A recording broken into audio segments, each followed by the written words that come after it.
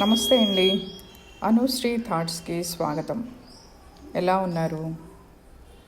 Stock market ఈ రోజుల్లో మనలో చాలామందికి ఆసక్తికరంగా ఉండి, కానీ దాని జోలికి వెళితే ఏమవుతుందో అని భయపడి దూరంగా ఉంటున్న ఒక ప్రధానమైన పెట్టుబడి మార్గం stock market.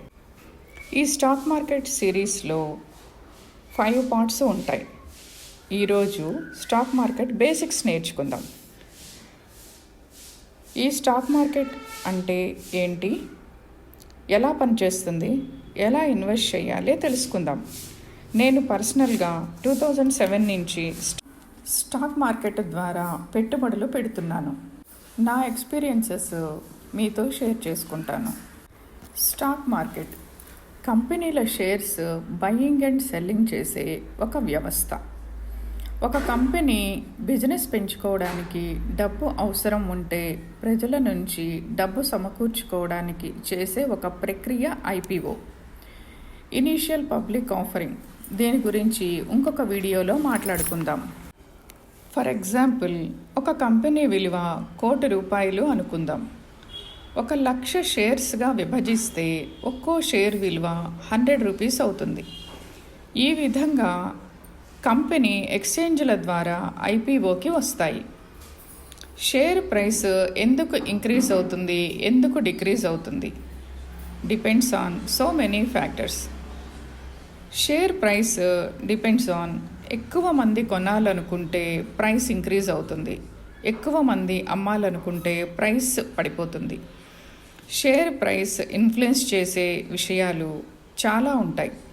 Company results, global news, government decisions, inflation, economy situations, global markets.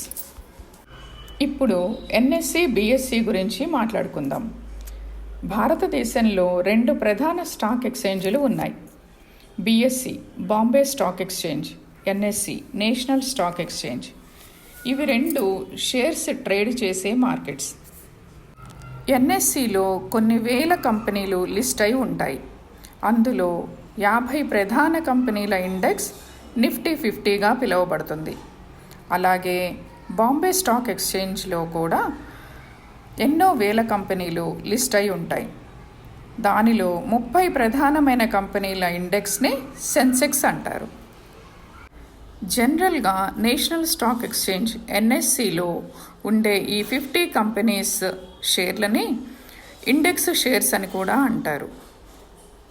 Mostly Bombay stock exchange BSc కానివ్వండి, నేషనల్ స్టాక్ ఎక్స్చేంజ్ ఎన్ఎస్సి కానివ్వండి, పెరగటం తగ్గటం ఈ ఇండెక్స్ కంపెనీల మీదే ఆధారపడి ఉంటుంది.